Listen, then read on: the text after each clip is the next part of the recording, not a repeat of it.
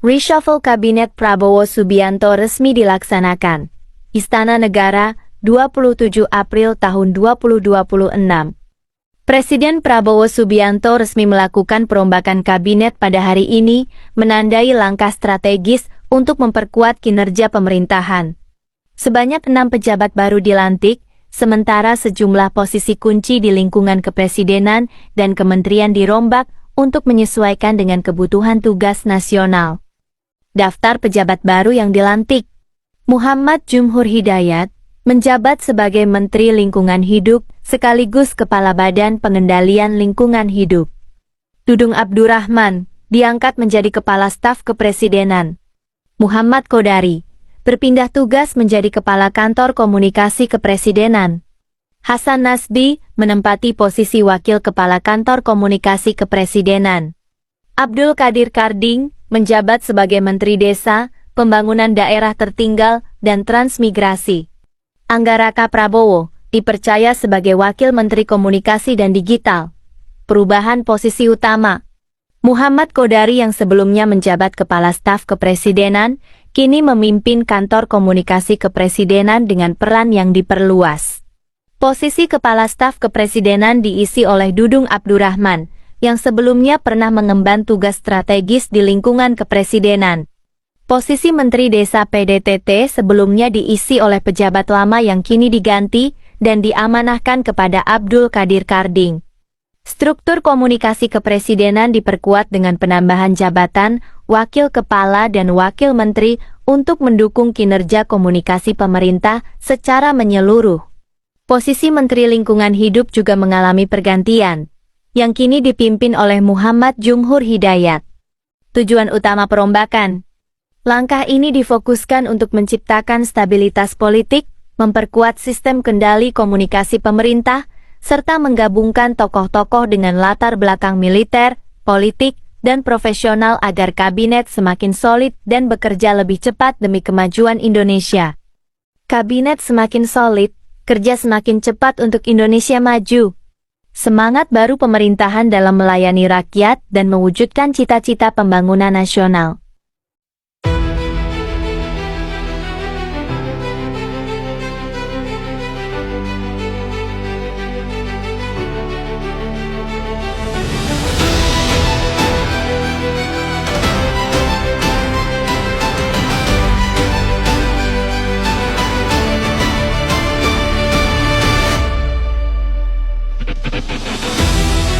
Salam logika.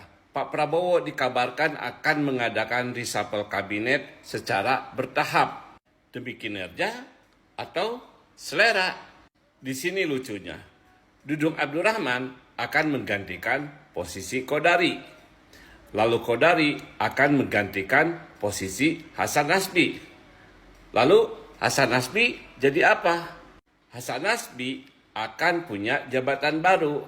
Dibentuklah utusan khusus presiden bidang komunikasi. Serius nggak nih reshuffle? Salam logika. Pak Purbaya membantah bahwa kas negara hanya tersisa 120 triliun. Menurutnya, pemerintah masih memiliki saldo anggaran lebih dari 420 triliun. Mari kita buktikan apakah benar bantahan Pak Purbaya ini atau Pak Purbaya hanya omon-omon saja. Saya akan jelaskan rinciannya supaya publik tidak salah sangka. Total dana 420 triliun itu tidak ada di tangan. Tetapi adanya di Bank Umum dan Himbara sejumlah 300 triliun. Yang 120 triliun lagi itu ada di beberapa rekening termasuk BI. Masalahnya di sini. Apa mudah narik uang yang dipakai oleh bank? Jangan-jangan kalau memang ditarik, banknya yang akan kolaps. Dan itu akan berdampak yang sistemik. Terus, yang tersimpan di beberapa rekening, emang mudah nariknya? Mau ribut dengan lembaga-lembaga lainnya? Akui saja deh Pak Purbaya kalau kas negara ini sekarang kita sedang bokek. Gua heran melihat pemerintah selalu membela diri tapi kosong. Menke pamer seolah-olah cadangan selalu siap sedia.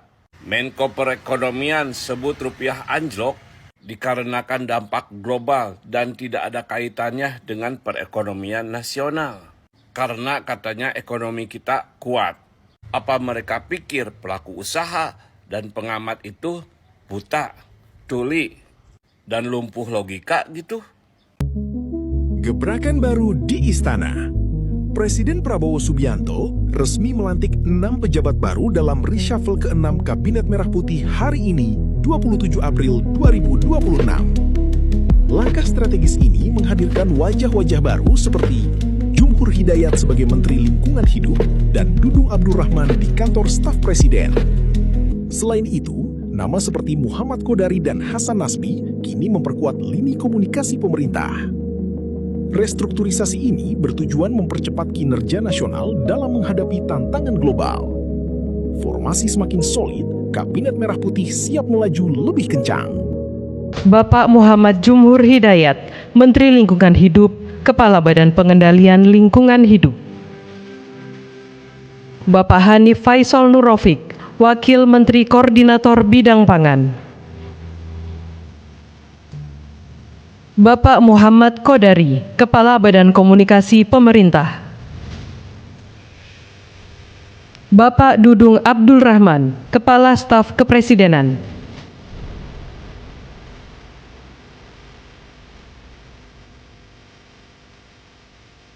Bapak Hasan Nasbi, Penasehat Khusus Presiden Bidang Komunikasi.